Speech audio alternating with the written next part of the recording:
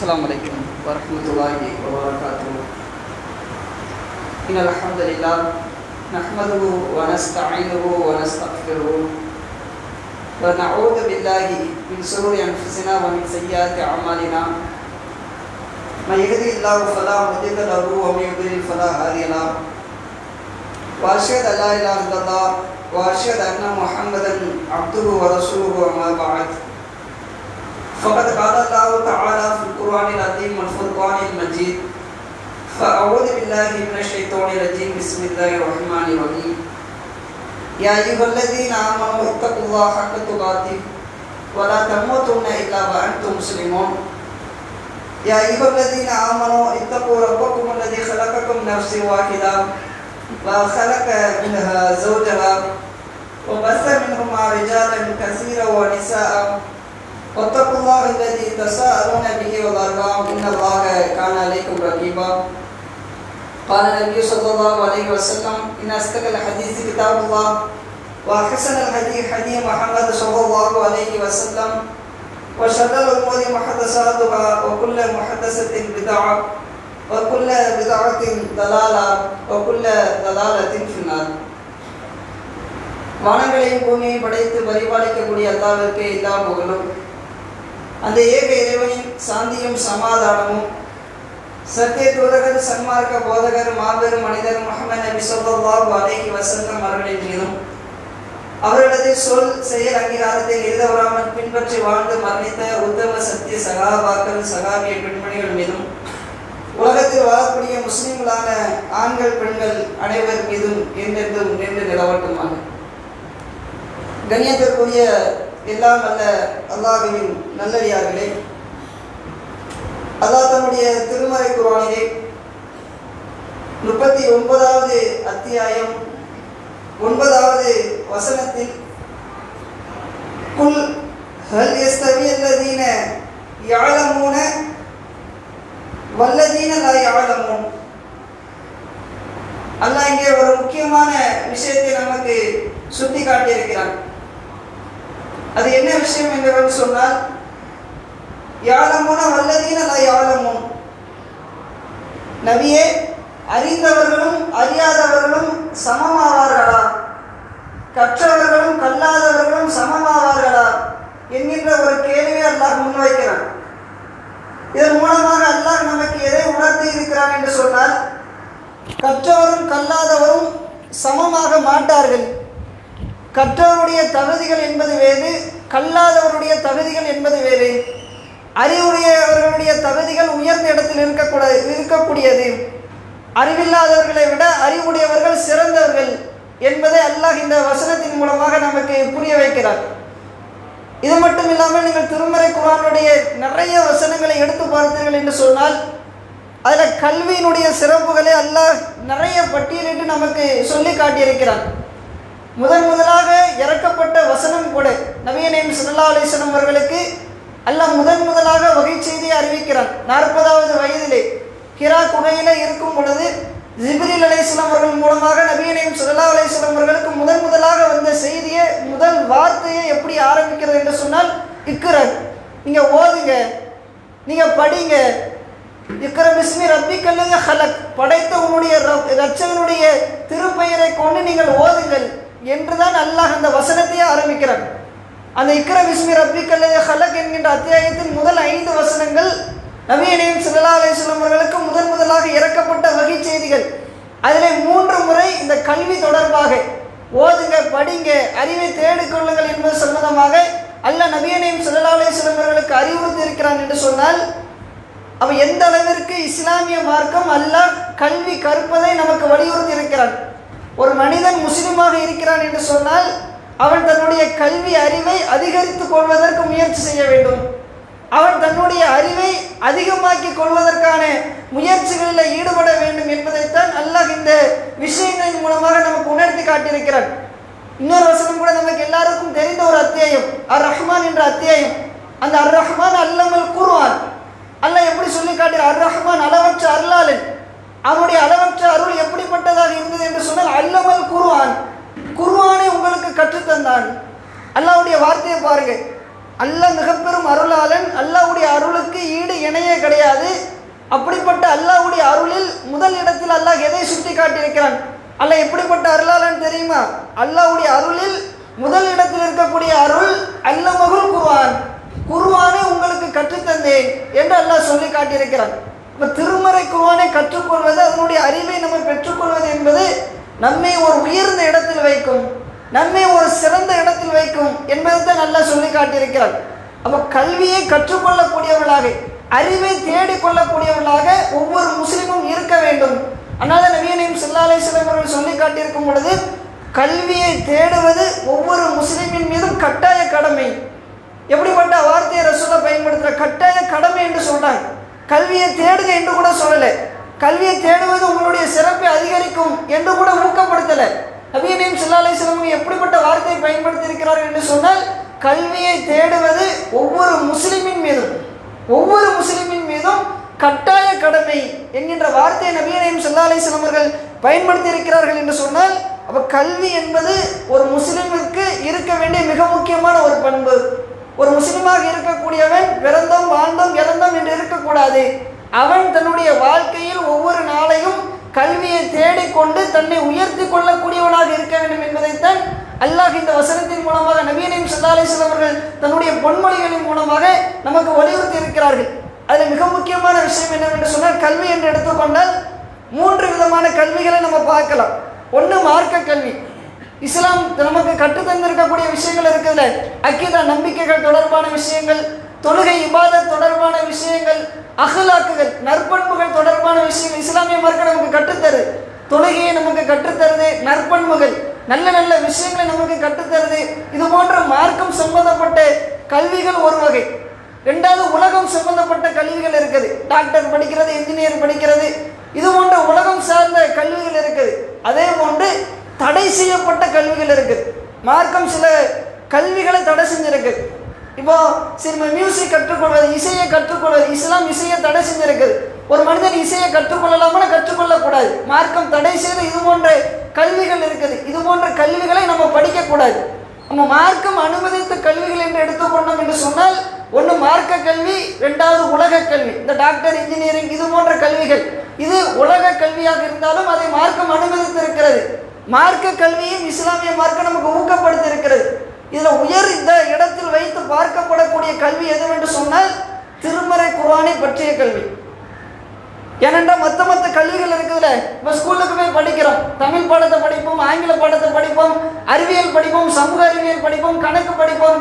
இந்த படிப்புகள் எல்லாம் மனிதர்களால் உருவாக்கப்பட்டது, மனிதர்கள் உண்டாக்கியவை, மனிதர்கள் அந்த பாடத்தை தயாரித்திருக்கிறார்கள். ஆனால் திருமறை குர்ஆனை பற்றிய கல்வி இருக்குதுல்ல, அது யார் இடத்திலிருந்து வந்தது என்று சொன்னால் அல்லாஹ் இடத்திலிருந்து வந்தது. அல்லாஹ் இடத்திலிருந்து, வானத்திலிருந்து இறக்கப்பட்டது, படைத்தவனால் நமக்கு தரப்பட்டது. அப்போ நாம உயர்ந்த இடத்தை அடைய வேண்டும் என்று சொன்னால், நாம் முதலில் எதற்கு முக்கியத்துவம் தர வேண்டும் என்று சொன்னால், திருமறை குர்ஆனை பற்றி அறிந்து கொள்வதற்கு தான் முக்கியத்துவம் கொடுக்க வேண்டும். திருமறை குர்ஆனை கற்றுக்கொள்வதற்கு தான் நம்ம முக்கியத்துவம் கொடுக்க வேண்டும். அதுதான் நம்முடைய உள்ளத்தில் உயர்ந்த இடத்துல இருக்கணும். திருமறை குர்ஆனை கற்றுக்கொள்வதற்கு நம்ம வெட்கப்படக்கூடாது. திருமறை குர்ஆனை கற்றுக்கொள்வதற்கு நம்ம முயற்சிகளை கைவிடக்கூடாது. அதற்கு தான் அதிகமாக முக்கியத்துவம் கொடுக்க வேண்டும்.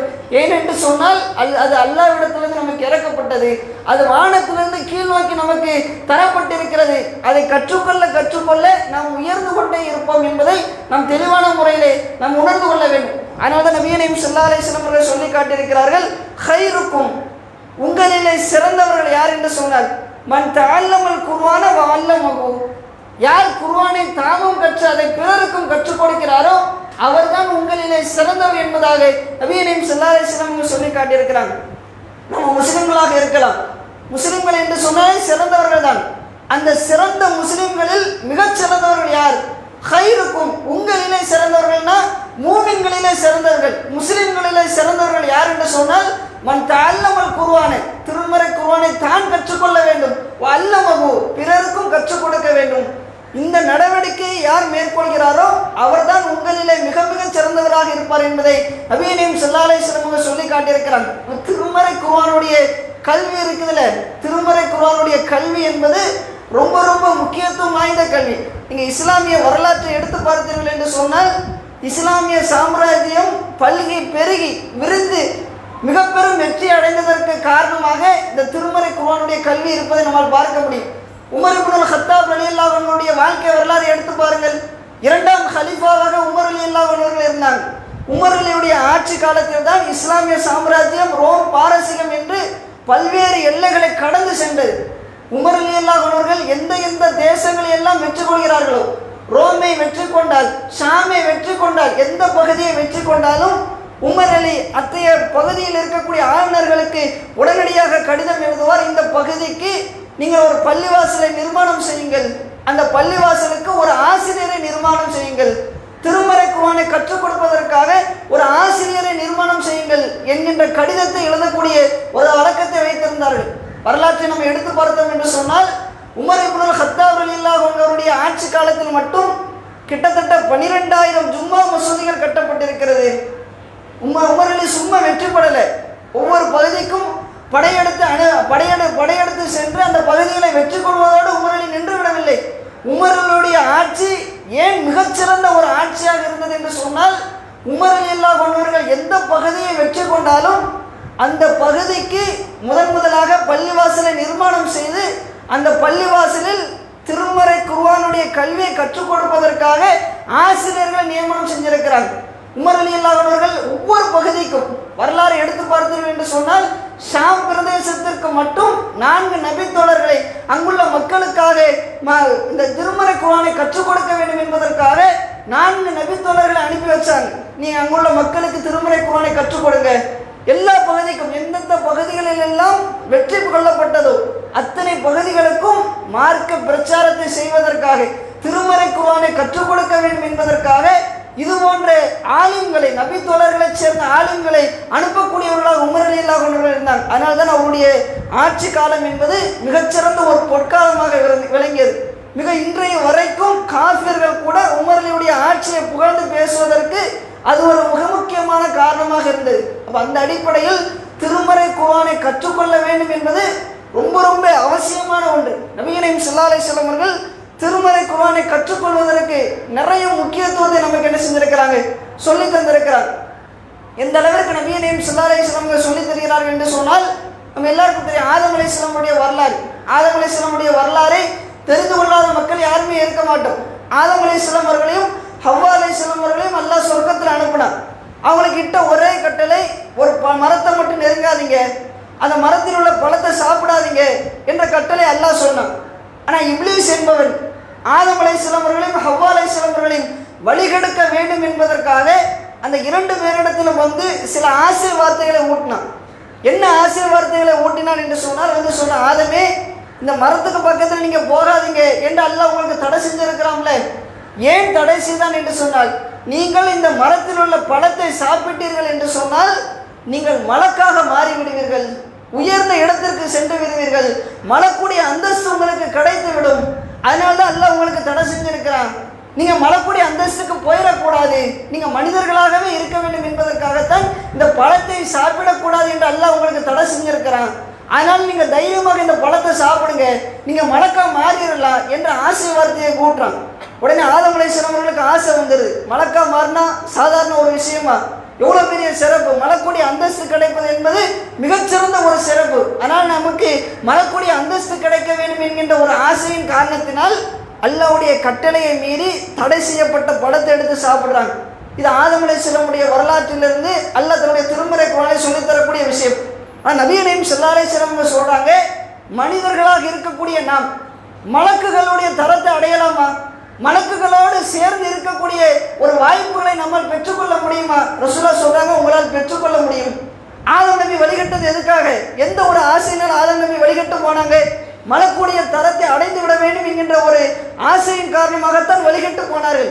ஆனால் ரசூலுல்லாஹ் சொல்றாங்க, உங்களால் மலக்குடைய தரத்தை எட்ட முடியும், நீங்கள் மலக்குக்கு அருகிலே சென்று அவர்களுக்கு இணையாக நீங்கள் இருக்க முடியும். அதற்குண்டான ஒரு வாய்ப்பை, ஒரு விஷயத்தை, வழிமுறையை உங்களுக்கு நான் சொல்லித் தரட்டும் ரசூலுல்லாஹ் சொல்றாங்க. நபிகள் நாயகம் ஸல்லல்லாஹு அலைஹி வஸல்லம் சொல்றாங்க, மலக்குகளோடு அமரக்கூடிய ஒரு அழகான வாய்ப்பு எப்படி கிடைக்கும் என்று சொன்னால், யார் ஒருவர் குர்ஆனை, திருமறை குர்ஆனை நன்கு மனனமிட்டு அதை சரளமாக தங்கு தடையில்லாமல் யார் ஓதி வருகிறாரோ அத்தகைய மனிதர்கள் கண்ணியமிக்க தூதர்களான மலக்குமார்களுடன் இருப்பார். ரசூலா சொல்லித்தராங்க, மலக்குமார்களுடன் இருக்கக்கூடிய ஒரு வாய்ப்பு உங்களுக்கு கிடைக்க வேண்டுமா? ஏன்னா மலக்குமார்கள் மிகச்சிறந்தவர்கள், மிக உயர்ந்த அந்தஸ்தை பெற்றிருக்கக்கூடியவர்கள். ரசூலா சொல்றாங்க, மலக்குமார்களுடன் இருக்கக்கூடிய வாய்ப்புகள் உங்களுக்கு வேண்டும் என்று சொன்னால் நீங்கள் திருமறை குர்ஆனை நன்கு கற்றுக்கொள்ளுங்கள், நல்ல முறையில் அதை மனனம் செய்து கொள்ளுங்கள். அதை தங்கு தடை இல்லாமல் நீங்கள் ஓதி வந்தீர்கள் என்று சொன்னால், திக்காமல் திணறாமல் நீங்கள் திருமறை குர்ஆனை ஓதி வந்தீர்கள் என்று சொன்னால் மலக்குமார்களோடு நீங்கள் அமர்ந்து கொள்ளலாம். நபி ஸல்லல்லாஹு அலைஹி வஸல்லம் அவர்கள் எவ்வளவு பெரிய வாய்ப்புகள் நமக்கு தராங்க. ஆதம் அலைஹிஸ்ஸலாம் அவர்கள் எந்த ஒரு வாய்ப்பிற்காக இறைவனுடைய கட்டளையை மீறினார்களோ அதே ஒரு வாய்ப்பை நபி ஸல்லல்லாஹு அலைஹி வஸல்லம் அவர்கள் நமக்கு தாராங்க. உங்களுக்கு அந்த வாய்ப்பு கிடைக்க வேண்டும் என்று சொன்னால் திருமறை குர்ஆனை மனனம் செய்யுங்க, திருமறை குர்ஆனை மனப்பாடம் செய்யுங்க. அதை தங்கு தடை இல்லாமல் திக்கி திணறாமல் நீங்கள் ஓதக்கூடியவர்களாக இருந்தால் உங்களுக்கு மலக்குமார்களுடன் இருக்கக்கூடிய வாய்ப்பை அல்லாஹ் ஏற்படுத்தி தருவான். ரசூலா சொல்றாங்க. அதன் தொடர்ச்சியாக ரசூலா சொல்றாங்க, நீங்கள் திக்கி திணறி ஓதினாலும் பிரச்சனை கிடையாது. நீங்கள் திக்கி திணறி ஓதினாலும் உங்களுக்கு 2 மடங்கு கூலிகளை அல்லாஹ் தருவான். எவ்வளவு பெரிய சிறப்பு! முதல்ல ரசூலா சொல்றாங்க, முடிந்த அளவிற்கு நல்ல மனனம் செய்து திக்கி திணறாமல் ஓதக்கூடிய ஒரு வழிமுறை நீங்கள் ஏற்படுத்திக் கொள்ளுங்கள். உங்களுக்கு திக்கி ஓதக்கூடிய வாய்ப்பு தான் இருக்கிறது என்று சொன்னாலும் நீங்கள் அதற்காக கவலைப்பட தேவையில்லை. உங்களுக்கு 2 கூலிகளை அல்லாஹ் தருவான். ஓதியதற்காக ஒரு கூலி, திக்கி திணறி ஓதுறீங்கல்ல, கஷ்டப்படுறீங்கல்ல, அப்படி கஷ்டப்பட்டு உழைத்ததற்காக ஒரு கூலி, 2 கூலிகள் உங்களுக்கு வழங்கப்படும் என்பதாக நபி ஸல்லல்லாஹு அலைஹி வஸல்லம் சொல்லி காட்டுறாங்க. அப்ப திருமறை குர்ஆனை ஓதுவது என்பதற்கு, மனப்பாடம் செய்வது என்பதற்கு இவ்வளவு பெரிய மிகச்சிறந்த ஒரு தகுதி. இது சாதாரணமான ஒரு தகுதி கிடையாது. மலக்குமார்களோடு இருக்கக்கூடிய ஒரு தகுதி என்பது இதை சாதாரணமாக எடுத்துக்கொள்ளக்கூடிய தகுதி கிடையாது. இதுதான் உச்சபட்ச தகுதி, மிகச்சிறந்த ஒரு தகுதியாக. இப்படிப்பட்ட தகுதியை திருமறை குர்ஆனை மனனம் செய்வதன் மூலமாக அல்லாஹ் நமக்கு தருகிறான் என்பதை நபி ஸல்லல்லாஹு அலைஹி வஸல்லம் அவர்கள் சொல்லித் தராங்க. அது மட்டும் இல்லாமல் நபி ஸல்லல்லாஹு அலைஹி வஸல்லம் அவர்கள் பள்ளி வாசலிலே அமர்ந்து திருமறை குர்ஆனை ஓதுவதற்கென்று சில சிறப்புகளை சொல்லித் தராங்க. பள்ளிவாசல் அமர்ந்து திருமறை குர்ஆனை ஓதினால் அதன் மூலமாக சில சிறப்புகள் நமக்கு உண்டு என்பதை நபி ஸல்லல்லாஹு அலைஹி வஸல்லம் சொல்லித் தராங்க. ஒரு தடவை நபி ஸல்லல்லாஹு அலைஹி வஸல்லம் அங்கே சகாபாக்கள் அமர்ந்திருக்கிறாங்க. சகாபாக்கள் வந்து சொல்றாங்க, என்னுடைய தோழர்களே, உங்களில் ஒருவர் ஒரு சந்தைக்கு சென்று, நபி ஸல்லல்லாஹு அலைஹி வஸல்லம் காலத்தில் ஃபுத்ரான் அக்கீக் என்று சொல்லக்கூடிய 2 சந்தைகள் இருந்தது. அந்த 2 சந்தைகளை ரசூலா குறிப்பிட்டு சொன்னாங்க. ஃபுத்ரான் என்கின்ற சந்தையில் அல்லது அக்கீக் என்ற சந்தையிலே நீங்கள் சென்று அங்கே யாரிடத்திலும் சண்டையிடாமல், அங்கே பாவம் புரியாமல், ஏன்னா சந்தை என்பது நிறைய தீமைகள் நடைபெறக்கூடிய ஒரு விஷயம். நம்ம சந்தையில் ஒரு சாமானை வாங்க போகிறோம் என்று சொன்னால் கையில் நம்ம 1000 ரூபா வச்சிருக்கிறோம், 1000 ரூபா பொருளை வாங்க போகிறோம் என்று சொன்னால் கடைக்காரன்ட்ட சில பேர் போய் சொல்லுவாங்க, என்கிட்ட 900 தான் இருக்குது, நான் எடுத்துகிட்டு வந்த 900 தான் வச்சிருக்கிறேன், நான் அது 1000 ரூபாய் எடுத்துகிட்டு வரல, 100 ரூபாய் என்கிட்ட கம்மியாக விலை குறைச்சி கேட்கணும்னா விலை குறைச்சி கேட்கலாம். 1000 ரூபா பொருளை நம்ம கேட்க போனால் 900 ரூபாய்க்கு தாங்கன்னு கேட்கலாம். ஆனால் நிறைய பேர் என்ன செய்வாங்க, சந்தைக்கு போனாலும் இது போன்ற பொய் சொல்லக்கூடிய ஏமாற்றக்கூடிய ஒரு வழக்கம் வியாபாரிகிட்டும் இருக்கும், வாங்கக்கூடிய வாடிக்கையாளர்கள்ட்டும் இருக்கும். அப்போ அந்த மாதிரியான பாவமான காரியங்கள் நடைபெறக்கூடிய ஒரு இடம் தான் சந்தை என்று சொல்லக்கூடிய இடம். அதே போன்று சந்தையில் தான் அதிக சண்டைகள் நடக்கும், உறவு முறைகள் பிரியும். அதான் ரசூலா சொல்றாங்க, உங்களிலே ஒருவர் அக்கீக் அல்லது ஃபுத்ரான் என்கின்ற சந்தைக்கு சென்று பாவம் செய்யாமல், அதை ஏமாத்தாமல், மோசடி செய்யாமல், இது போன்ற பாவங்கள் புரியாமல், உறவுகளை முறித்து கொள்ளாமல், சண்டையிடாமலும் 2 திமில்கள் பருத்த ஒட்டகங்களை இலவசமாக பெற்று வருவதை யாராவது விரும்புவீர்களா? ரசூலா கேட்குறாங்க. வெறும் கையா நீங்க போறீங்க, சந்தைக்கு போறீங்க, கையில துட்டு பைசா எதுவுமே கிடையாது, பணம் எதுவுமே கிடையாது, சும்மா போறீங்க, அங்க யாரையும் ஏமாத்தல, யார்கிட்டையும் பொய் சொல்லல, யாரிடத்திலும் சண்டை போடல, எதுவுமே செய்யல, நல்ல முறையில போயிட்டு திரும்ப வரும் பொழுது திமில்கள் பருத்த 2 அழகான சிவப்பு நிற ஒட்டகங்களை நீங்கள் வாங்கி கொண்டு வருகிறீர்கள்.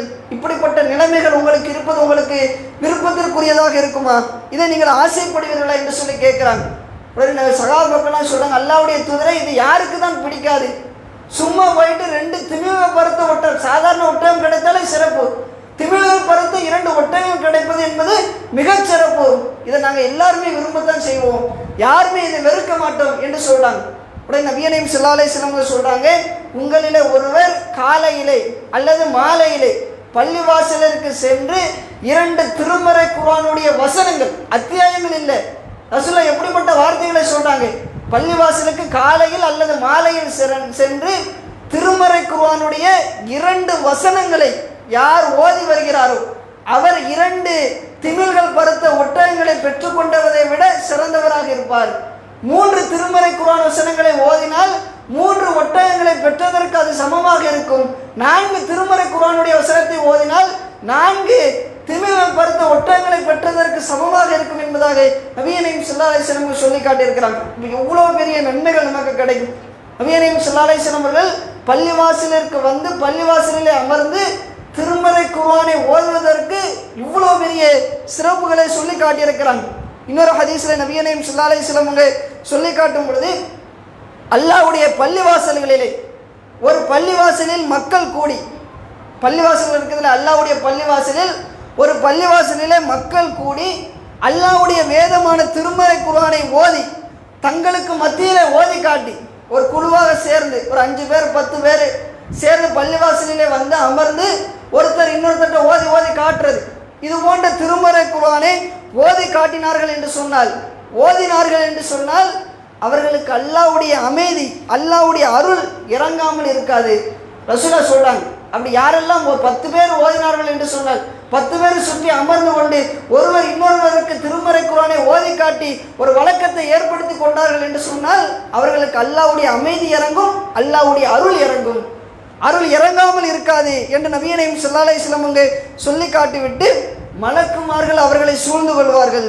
குர்ஆன் ஓதும் அவர்களை அல்லாஹ் தன்னிடம் உள்ள மலக்குமார்களுடன் நினைவு கூறுவான். ரசூலுல்லாஹ் எவ்வளோ பெரிய விஷயங்களை சொல்றாங்க, எவ்வளோ பெரிய சிறப்புகளை சொல்லி தராங்க. நம்ம பள்ளிவாசலில் அமர்ந்து கூட்டாக அமர்ந்து ஒருத்தர் இன்னொருத்தருக்கு திருமறை குர்ஆனை ஓதி காட்டி ஒரு வழக்கத்தை வைத்திருந்தோம் என்று சொன்னால் அல்லாஹ்வுடைய அமைதி நமக்கு இறங்கும், அல்லாஹ்வுடைய அருள் நமக்கு இறங்கும். இந்த பூமியில சுற்றி திரியக்கூடிய மலக்குமார்கள் நம்மை சுற்றி அமர்ந்து கொள்வார்கள், நம்மை பாதுகாப்பார்கள். அத்தோடு நிற்காமல் வானத்தில் இருக்கக்கூடிய சில உயர்ந்த மலக்குமார்கள் இருப்பாங்க. அந்த மலக்குமார்களை எல்லாம் அல்லாஹ் அழைத்து சொல்வான், என்னுடைய இந்த அடியான் எல்லாம் பூமியில பள்ளிவாசலில் அமர்ந்து திருமறை குர்ஆனுடைய வசனத்தை ஓதி கொண்டிருக்கிறார்கள் என்று சொல்லி அந்த மலக்குமார்களிடத்தில் பெருமையாக அல்லாஹ் பேசுவான் என்பதாக நபிகள் நாயகம் ஸல்லல்லாஹு அலைஹி வஸல்லம் அவர்கள் சொல்லி காட்டியிருக்கிறார்கள் என்று சொன்னால் இது எவ்வளவு சிறப்பு. பள்ளிவாசலில் திருமறை குர்ஆனை ஓதுவது என்பது மிகச்சிறந்த ஒரு விஷயமாக இருக்குது. நிறைய நன்மைகளை பெற்றுத்தரக்கூடிய ஒரு விஷயமாக இருக்கக்கூடிய காரணத்தினால்தான் இஸ்லாமிய சமுதாயமே மக்தப் மதரசா என்கின்ற ஒரு சிஸ்டத்தை ஏற்பாடு செஞ்சிருக்கு. இந்த உலகத்திற்கு கல்வியை அறிமுகப்படுத்தியதே இஸ்லாமிய சமுதாயம் தான். இன்னைக்கு பள்ளிக்கூடம் என்று வச்சிருக்கிறாங்கல்ல, பள்ளிக்கூடத்தில் தமிழ் பள்ளிக்கூடம், தமிழ் பாடம் இருக்கும், ஆங்கில பாடம் இருக்கும், கணித பாடம் இருக்கும், அறிவியல் பாடம் இருக்கும், சமூக அறிவியல் பாடம் எடுக்கிறாங்க. இப்படி ஒரே கிளாஸில் 5 விதமான சப்ஜெக்டுகள் இருக்கிறாங்கல்ல. இதற்கெல்லாம் முன்னோடிகள் யார் என்று பார்த்தால் இஸ்லாமியர்களாகத்தான் இருப்பாங்க. ஏன்னா இஸ்லாமியர்கள் தான் ஆரம்ப காலகட்டத்தில் ஏற்கனவே உமர் அலி அறிமுகப்படுத்தினார்கள் என்று சொன்னோம்ல. உமர் அலியுடைய ஆட்சி காலத்தில் மக்காவிலே இப்னு அப்பாஸ் ரலியல்லாஹு அன்ஹுடைய தலைமையில மக்தப் மதரசாக்கள் நடந்தது. பெரிய பெரிய நபி தோழர்கள் எல்லாம் அந்த மக்தப் மதரசாக்களிலே கலந்து கொண்டார்கள் என்பதை ஹதீஸ் கிரந்தத்திலே நம்மால் பார்க்க முடிகிறது. எல்லா பிரதேசங்களிலும் உமர் ரலியல்லாஹு அன்ஹு அவர்கள் பள்ளிவாசலை நிர்மாணம் செய்து அங்கே மக்தப் மதரசாக்களுக்கு திருமறை குர்ஆனை கற்றுக் கொடுப்பதற்காக ஒரு வகுப்புகளை ஏற்பாடு செஞ்சாங்க. காலப்போக்கில் அது எப்படி மாறியது என்று சொன்னால், சில ஆலிம் என்ன செய்வார்னா திருமறை குர்ஆனை கற்றுக் கொடுக்கக்கூடியவராக இருப்பார்.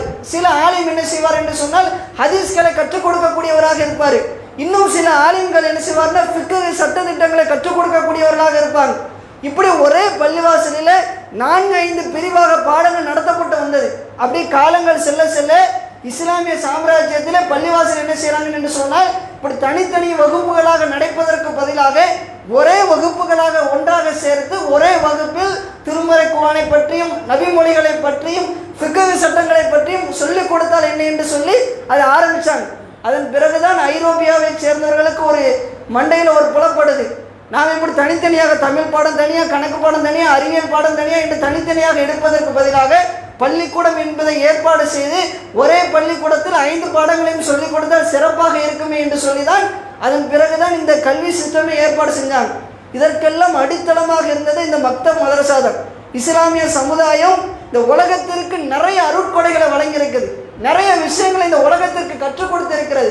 அதில் மிக முக்கியமான ஒரு விஷயம் மக்தப் மதரசா என்ற விஷயம். இந்த மக்தப் மதரசாவினால் தான் இஸ்லாமிய சமுதாயம் மிக பெரும் சிறப்பை பெற்று மிக பெரும் பிரதேசங்களை எல்லாம் வெற்றி பெற்றது என்பதை வரலாற்றின் மூலமாக நாம் உணர்ந்து கொள்ள முடியும். அப்படிப்பட்ட மதரசா இன்னைக்கு இஸ்லாமிய சமுதாயத்தில் கைவிடப்பட்டு கொண்டிருக்கிறது. இன்னைக்கு மற்ற மதரசாவுக்கு நிறைய பேர் என்ன செய்யறதில்லை, முக்கியத்துவம் கொடுப்பதில்லை. உலக கல்விக்கு தான் அதிக முக்கியத்துவம் வழங்கக்கூடியவர்களாக இருக்கிறார். காலையில் 1 மணி நேரம், சாயந்தரம் 1 மணி நேரம், ஒரு நாளைக்கு 2 மணி நேரங்கள் தான் மற்ற மதரசாக்கள் நடத்தப்படுது. இன்னைக்கு அதிலையும் கூட எவ்வளவு பொடுபோக்குத்தனங்கள் நம்முடைய சமுதாயத்தில் மாறி போயிருக்கிறது. காலையில் 6:30 மணிக்கு மதரசா என்று சொன்னால் 7 மணிக்கு தான் கொண்டு வந்து விடுறது. 7 மணிக்கு கொண்டு வந்து விட்டுட்டு 7:30க்கெல்லாம் விட்டுருங்க, ஏன்னா வேன் வந்துடும், ஸ்கூலுக்கு அனுப்பணும். மார்க்க கல்வியை விட, திருமறை குர்ஆனுடைய கல்வியை விட உலக கல்விக்கு அதிகமாக முக்கியத்துவம் கொடுக்கக்கூடிய மக்களாக இன்னைக்கு நம்முடைய சமுதாயத்தில் உள்ள மக்கள் மாறி போயிருக்கிறாங்க. உலக கல்வியை விட மார்க்க கல்விதான் உயர்ந்த இடத்தில் வைக்கப்பட வேண்டியது. ஒவ்வொரு முஸ்லீமும் முதலாக கற்றுக்கொள்வதற்கு கடமையாக்கப்பட்டவன் திருமறை குர்ஆனுடைய கல்விதான். ரசூலுல்லாஹ் சொன்னாங்கல்ல, ஒவ்வொரு முஸ்லிமின் மீதும் கல்வி கற்பது கட்டாய கடமை என்று. அது எந்த கல்வி கட்டாய கடமை என்று சொன்னால் மார்க்க கல்விதான். திருமறை குர்ஆனுடைய கல்வியை கற்றுக்கொள்வதுதான் ஒவ்வொரு முஸ்லிமின் மீதும் கட்டாய கடமை. ஆனால் அதுக்கு இன்னைக்கு அலட்சியம் காட்டக்கூடிய ஒரு நிலைமையை பார்க்குறோம். 1/2 மணி நேரம் 20 நிமிஷம் பள்ளிவாசலில் விட்டுட்டு சீக்கிரம் விட்டுருங்க, ஸ்கூலுக்கு அனுப்பணும், வேன் வந்துடும் என்று சொல்லக்கூடிய ஒரு மோசமான ஒரு சூழ்நிலையை பார்க்குறோம். ஆனால் உலக கல்வி அந்தளவுக்கு நமக்கு பிரயோஜனமாக இருக்குதா? இன்னைக்கு ஒரு பிள்ளைகள் 1ஆப்லேருந்து 12ஆம் வகுப்பு வரையும் ஸ்கூலில் போய் அனுப்புகிறோம். ஸ்கூல் படிக்குது 12 வருஷங்கள். காலையில் 8:30 மணிக்கு ஸ்கூலுக்கு போகிறது என்று சொன்னால் 5 மணிக்கு தான் ஸ்கூல் விட்டு வருது. 8:30 மணிலேருந்து 5 மணி வரைக்கும் ஸ்கூலில் இருந்து பள்ளி பாடத்தை படிக்குது. 5:30 மணிக்கு வந்ததுக்கப்புறம் சும்மா இருக்குதா? இல்லை, டியூஷனுக்குன்னு போகுது. டியூஷனுக்கு போயிட்டு சாயந்தரம் 7 மணிக்கு 7:30க்கு வருகிறது என்று சொன்னால் அப்போ சும்மா இருக்குதா? அப்போ வீட்டு பாடம், ஹோம்ஒர்க் என்று சொல்லி தன்னுடைய வாழ்நாளிலே 12 வருடங்கள் முழுக்க இந்த உலக கல்விக்காகவே நம்முடைய பிள்ளைகள் செலவழிக்கக்கூடியவர்களாக இருக்கிறாங்க.